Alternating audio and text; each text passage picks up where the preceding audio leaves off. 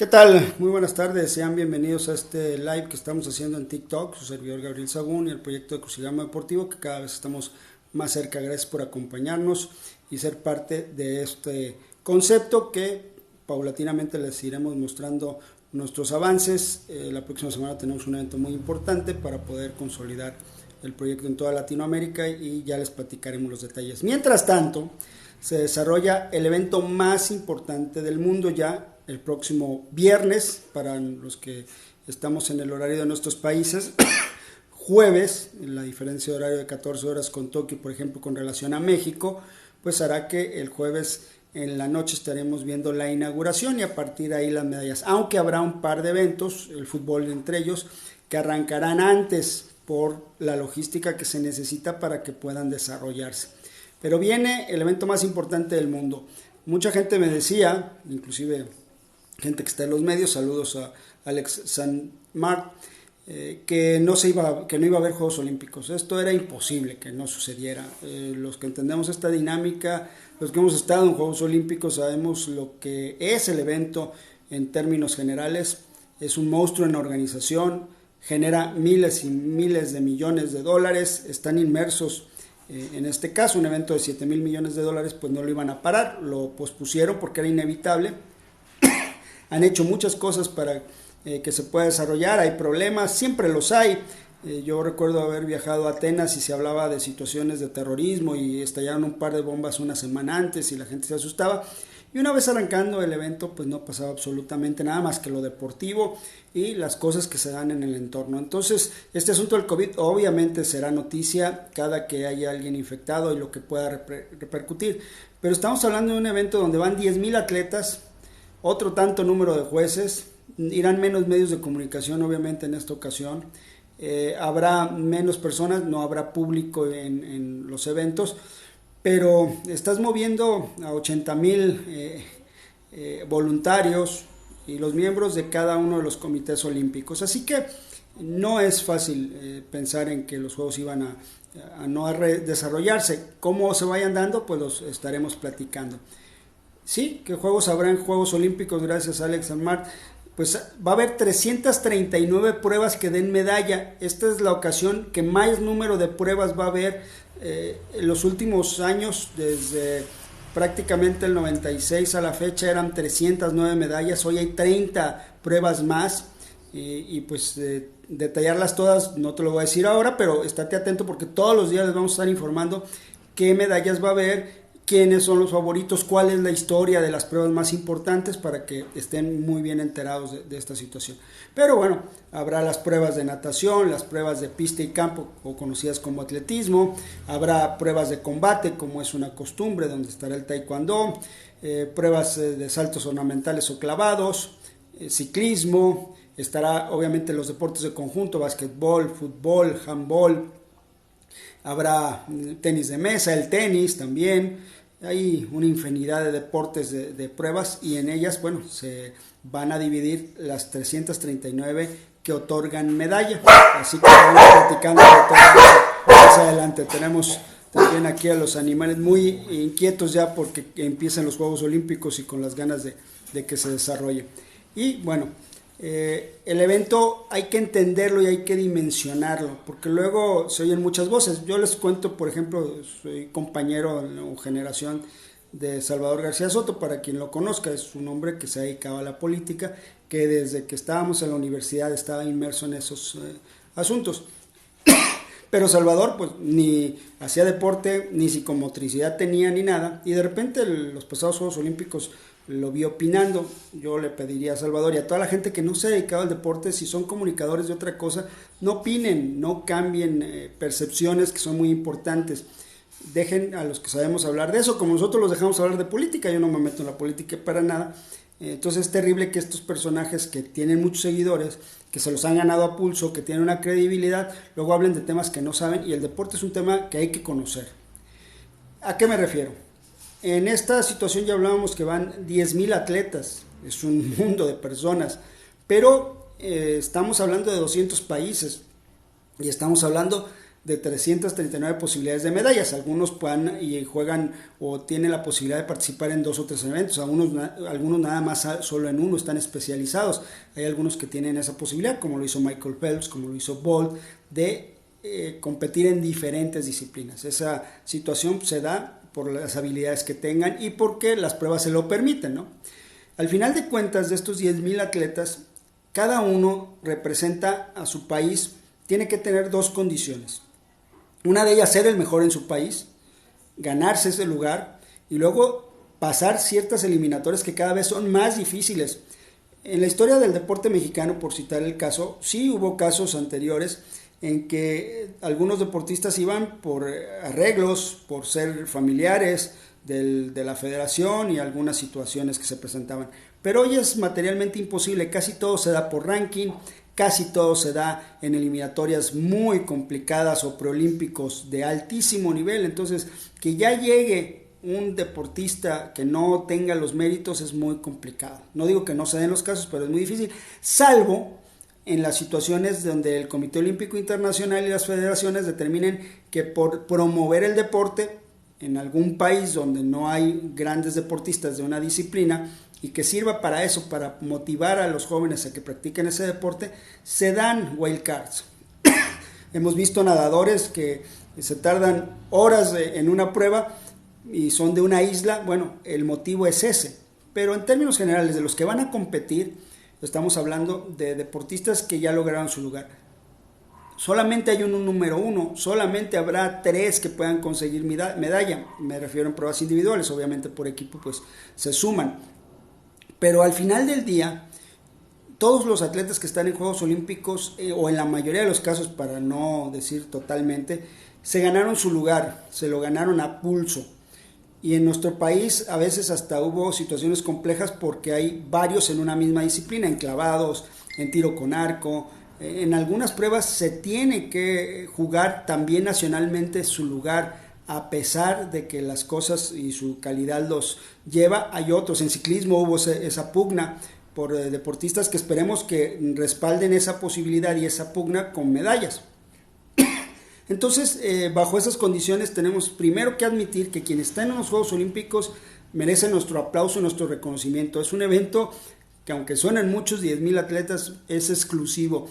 Sí hay 10,000 atletas en este momento, hay 1 millón de deportistas que hicieron el esfuerzo, que lo intentaron, que lo buscaron, que lucharon, que compitieron a nivel nacional y luego lo hicieron internacionalmente para tratar de ganar uno de esos lugares. Hay pruebas donde solamente van 8 deportistas.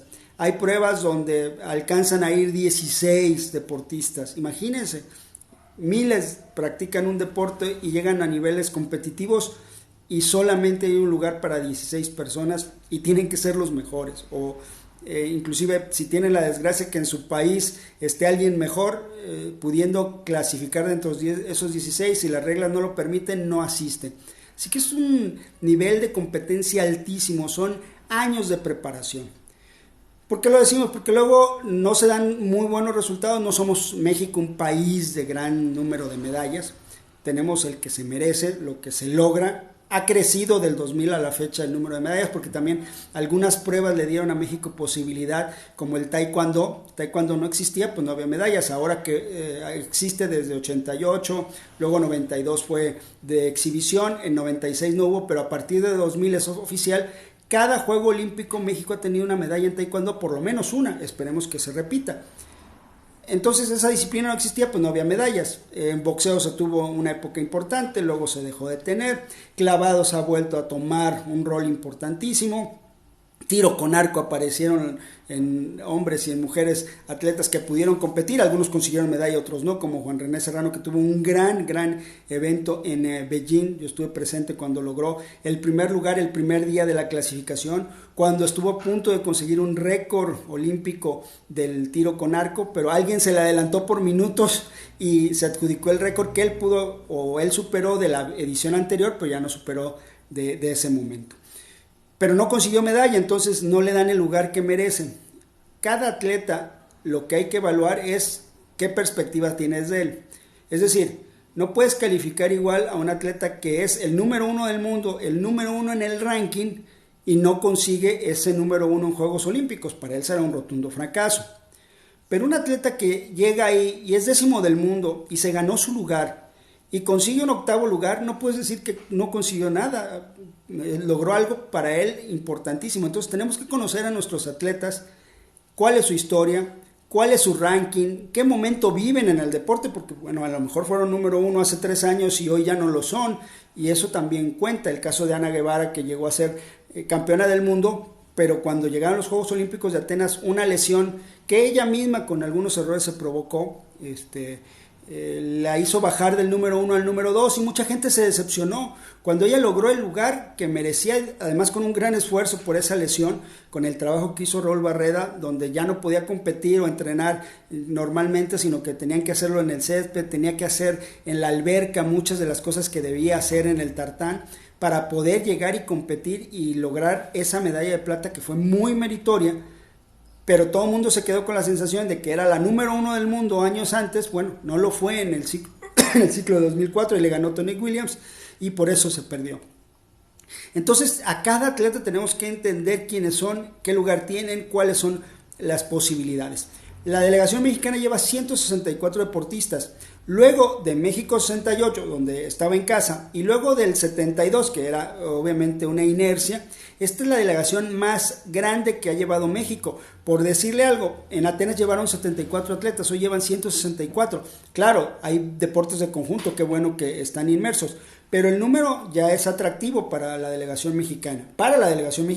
Estados Unidos lleva 600 atletas, o sea, volvamos a lo mismo, hay que analizar la historia de cada país, la historia de cada deporte.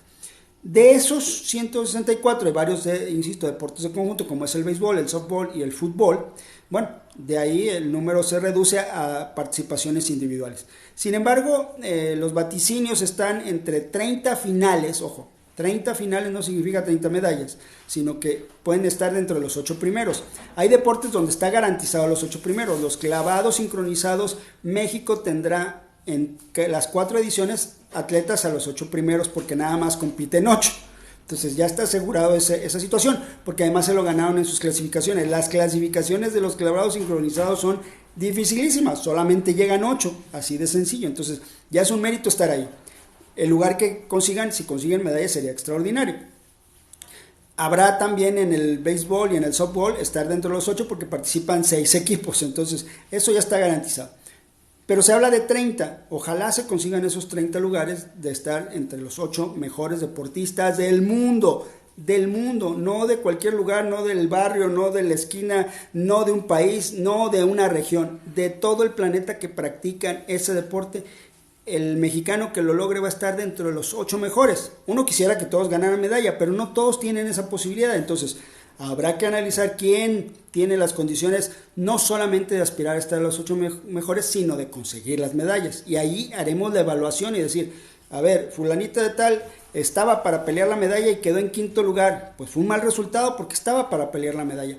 La joven que apareció en sus primeros Juegos Olímpicos iba por el 8º lugar y quedó en 5º lugar. Las dos tuvieron el 5º lugar, pero la evaluación es diferente porque las perspectivas reales son distintas. Entonces iremos anunciándoles, platicándoles para que ustedes sepan en realidad quién logra el éxito, quién se queda corto, quién consiguió algo en estos Juegos Olímpicos, no solamente para México, habrá de otras regiones, de otros países, pero habrá grandes historias y eso es lo importante porque los Juegos Olímpicos nos presentan eso. Con la situación del COVID seguramente mucha gente mencionará, está Mariana Arceo que se puso muy grave, fue de las primeras personas en México, no atletas, primeras personas en México que tuvo problemas de COVID. Ella venía a entrenar de España, allá se contagió y se puso muy mal. Afortunadamente libró eso y ya con su nivel deportivo ya tenía ella su lugar en Tokio. Ahora con este tiempo esperemos que se haya recuperado y pueda pelear por lo que ella aspiraba, porque es una pentatleta que está en un altísimo nivel. Entonces, bajo estas circunstancias estaremos analizando que es el gran evento del deporte mundial, la cita más importante en el orbe. No hay un evento más grande que unos Juegos Olímpicos, créame, y la verdad es que siempre vale la pena estar atentos y les vamos a informar cabalmente, no solamente de México, sino de todas las medallas, de las historias importantes de esos resultados, de los íconos de cada una de las pruebas, porque hay pruebas que serán nuevas, pero hay muchas que ya tienen una historia. No todas iniciaron en Atenas 1896, pero hay algunas que sí, como 100 metros libres varonil, y hay otras que, bueno, fueron apareciendo conforme se han dado los Juegos Olímpicos. Así que hay mucha información, es un reto siempre trabajar en los Juegos Olímpicos y platicarles de todo esto. ¿Cuántas medallas lleva México en la historia? Bueno, en la historia ya rebasa las 70 medallas y algunas han sido de oro, no todas las preseas son de oro. Daniel Bautista fue medallista de oro, el equipo de fútbol de Londres fue medalla de oro, hemos tenido oro en clavados con Joaquín Capilla, hemos tenido a María del Rosario Espinosa con oro, también a Pérez, que en el 2008 también fue medalla de oro en taekwondo, la mejor edición para México en ese deporte, y que bueno, le